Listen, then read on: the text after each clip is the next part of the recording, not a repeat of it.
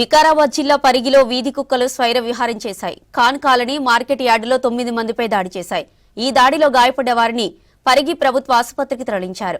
అయితే కుక్క కాటుకు అవసరమైన మెడిసిన్స్ అందుబాటులో లేకపోవడంతో బాధితులంతా తాండూరు ప్రభుత్వ ఆసుపత్రికి వెళ్లారు.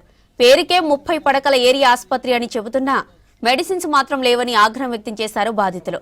ఇక మరోవైపు వీధి కుక్కలను నివారించడంలో మున్సిపల్ అధికారులు విఫలమయ్యారని ఆరోపించారు.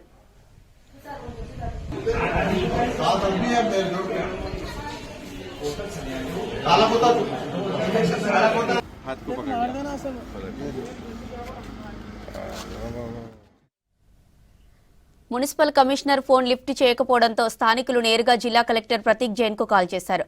దీంతో మున్సిపల్ కమిషనర్ పై కలెక్టర్ జైన్ తీవ్ర ఆగ్రహం వ్యక్తం చేసినట్టు తెలుస్తోంది.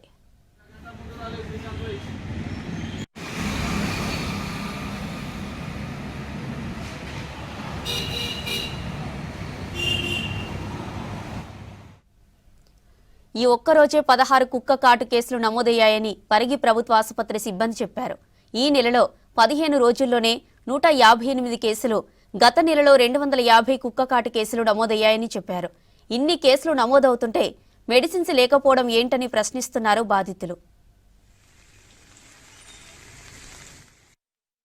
పరిగి పట్టణంలో డాగ్ బైట్ కేసెస్ చాలా వస్తున్నాయి గవర్నమెంట్ సిహెచ్సిలో. సో లాస్ట్ మంత్ ఏమో 250 దాకా వచ్చినాయి. ఇప్పుడు ఈ మంత్లో ఏమో ఈ 15 డేస్కి 158 దాకా వచ్చింది. టుడే ఇట్ సెల్ఫ్ ఇక్కడ మనకి ఎంత 16 కేసులు వచ్చినాయి. పొద్దున్న నుంచి ఇప్పటి వరకు అవే కేసులు వస్తూ ఉన్నాయి. సో ర్యాబీస్ అనేది చాలా డేంజరస్ వైరస్. అది చనిపోయే అవకాశాలు కూడా ఉంటాయి ఒక్కొక్కసారి. సో దాని ట్రీట్మెంట్ మీరు జాగ్రత్తగా డైలీ, అంటే ఒక డే మిస్ అయిపోయి 2 డేస్ 3 డేస్ అట్లా మిస్ అయిపోయి అస్సలు తీసుకోవద్దు.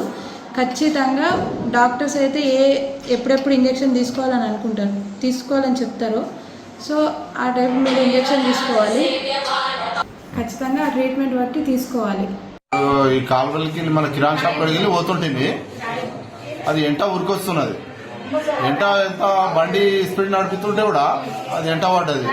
బండి మీద పోతున్నా బండి మీద ఎంత మనం జాడిచి తన కూడా కాలు పట్టుకున్నా అయిపోయి దీనికి ఎగిరింది. అది కాలని జాడిచి తనకుంటే ఇప్పుడు పీకుతుండే కడుపుకంతా అది చాలా ప్రాబ్లం అవుతుండే.